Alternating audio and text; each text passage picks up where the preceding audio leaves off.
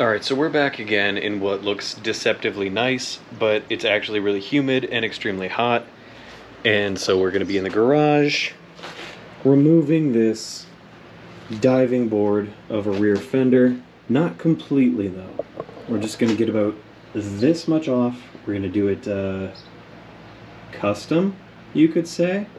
Not janky, that's not what you say. So we're going to remove under the brake light here, keep the turn signals, brake light where they are, and move the license plate down to here with its respective light. And here's what we got. It's a little kit, but it came with the license plate light, also has an additional brake light. So that should be pretty cool. We will see.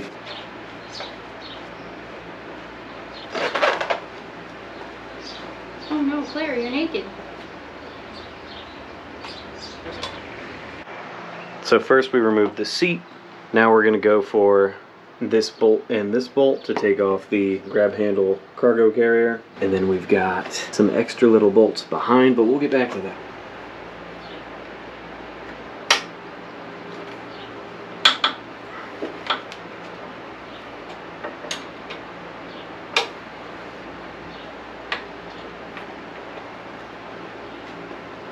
Well, the first part of the game, if I remember it right, the first part of the game is building the structure. She shot out of spaces. Now that's off, we get these 10s and these 10s.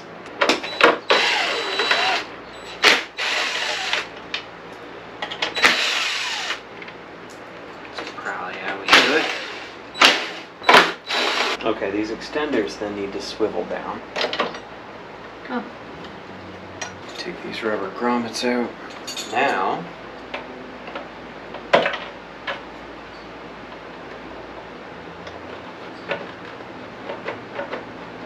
you find that it's still held on. Yep, by those right here. Yeah. There's panel retainers now. Where did the thunderstorm go? It left so it could go be excessively humid. Yeah. Alright, now, there. Ugh. That's just how I'm gonna ride it now. I mean, you can still put the seat back on. Now we've got the wiring to contend with. Isn't that great? So we're gonna disconnect everything up here and remove this whole rear assembly. The whole tail light. There we go. Oh, it's tiny. The connector? Yeah. Okay, so I'm gonna plug in what I think is the license plate light.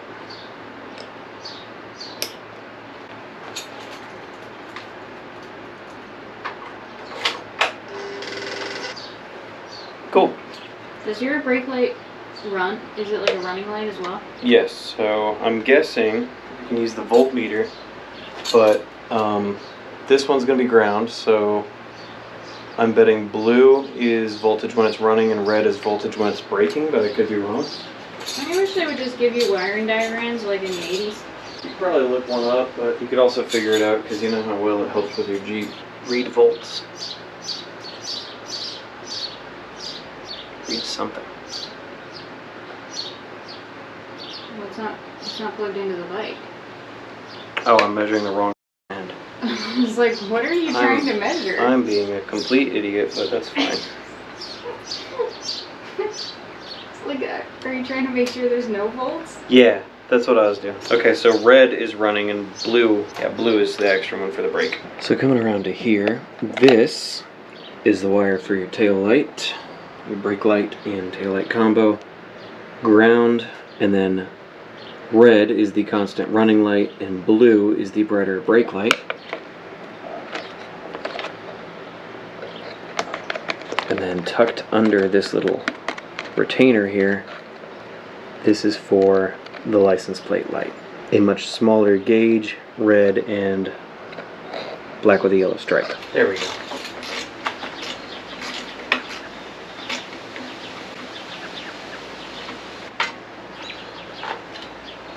Huh. So Do I not need that? I guess I don't. These are Loctited, so I'm like, I'll break it loose with this. So right now I've done nothing but make it look 100% worse, but you know what, work in progress. We're going down here, whereupon we will remove the axle nut and try to mount that new piece. Alright, since the swing arm has kind of a little overbite here, technical term, the bracket can't sit quite right, so I'm going to need to cut out here because that's better than right now. It's pointed down. Okay, so here it is after being cut just by a little grinding wheel.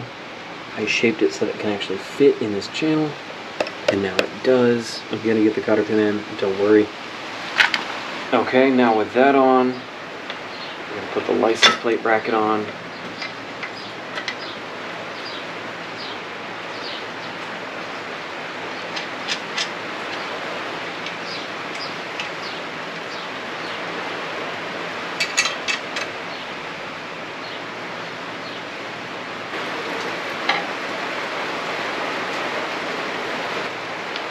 So I want to space this light back a little bit. You see how it mounts, like down? Yeah. Even though I angled the thing up a little bit. So I want to tighten it with just like a little shim here. I'm just going to put tiny cuts of roof rail weather stripping behind here so that it has this angle that I want instead of being saggy and sad, because we don't want saggy and sad.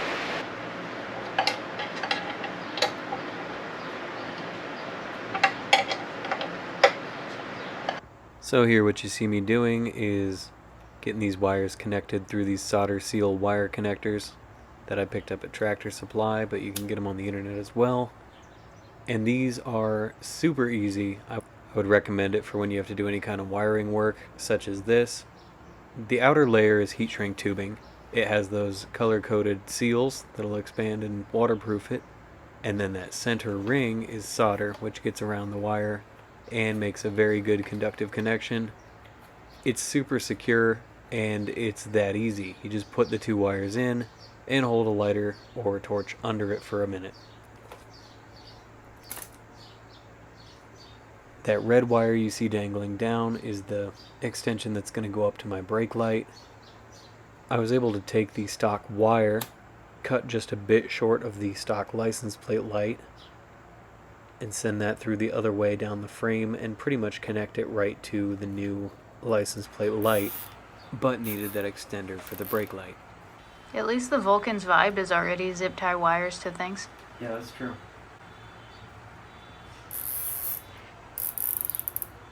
This one we gotta keep it kind of spaced away, you know? Mm-hmm. And there, that does it, right? Mm-hmm. Now that I don't need anything for the license plate on my fender anymore, I've made some guidelines with a Sharpie, and I'm trimming it down with this oscillating tool.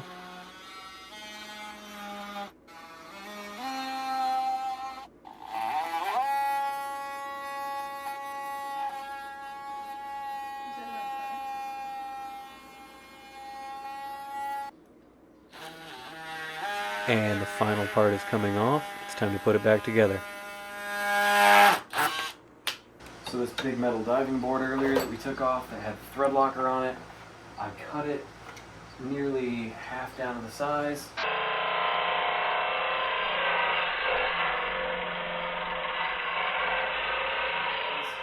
And it's tucked neatly away, but it's still protecting the tail light because it's right here. Looks a lot better, so now I'm going to put this back on.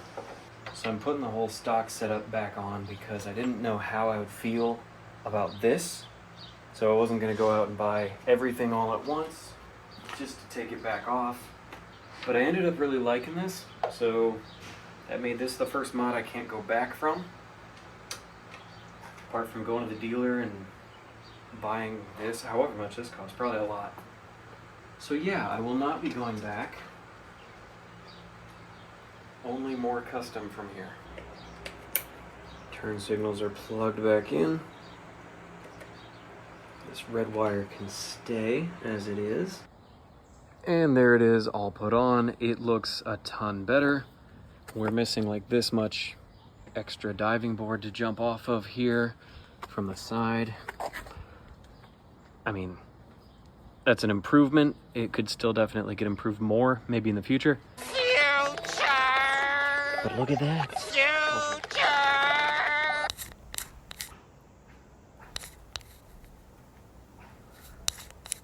As you can see, we're in another measuring phase. There is a witness mark in the middle of the taillight right there that I'm lining up with that center threaded hole. And then I'm marking the two others for this mounting bracket right here so that I can drill appropriate holes to get this thing attached.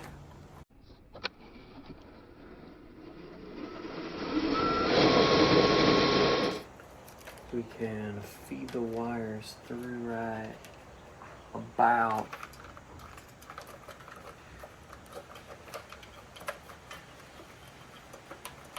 I feel like that's not all of them. There's the last one. No. Nope, not all of them. There we go. Get that plugged through so that it's right about where we want it. And then put bolts we got out of here in on the underside. And we can have that fun going through Loctite. For the next 10 years, I'll just be under here. And this can go on. Okay.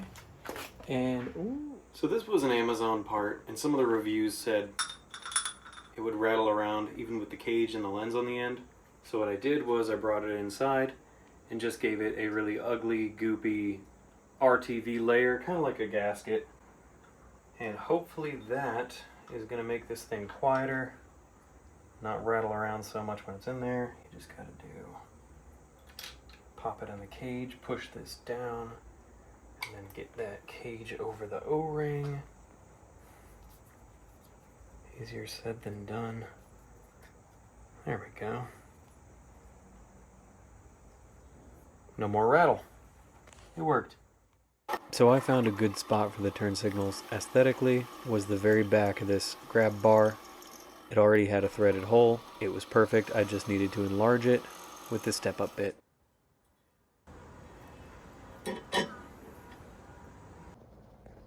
So we've got the wire for the tail light coming out of here, going up against the side of the fender, and escaping through this little hole. You can see my finger wiggling there, but that's a better way to do it. Coming up and around under the fender through this hole, and the brand of taillight I got had blue for running and red for brake, which is opposite of what Kawasaki has. So you see we do red to blue and blue to red. Turn signals in this we didn't use because they weren't resisted like the other ones we got were, so these are gonna have to just get taped off and tucked away. I ended up cutting the plugs off the turn signals, the stock ones, and putting them right into the aftermarket ones so they can just plug right back in.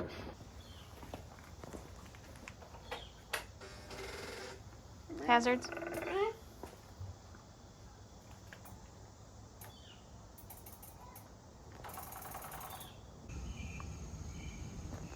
Now that that's put on, look how much it changes the look. The back is just so much sleeker. Just ends at that nice point of the actual fender. And then the profile of the lights is completely different. You don't have that big chevron here. You've got this rather large circle and this bar. We're gonna put a dog leash around the brake lever and see this in action. Dude, that's so much better. What do you think? All right, thanks for watching the video, and especially for watching it to the end. That makes you a real one. Just make sure you're subscribed because many of you aren't, and that is the only way you'll know when I come out with my next video in which I pet both of the dogs at the same time.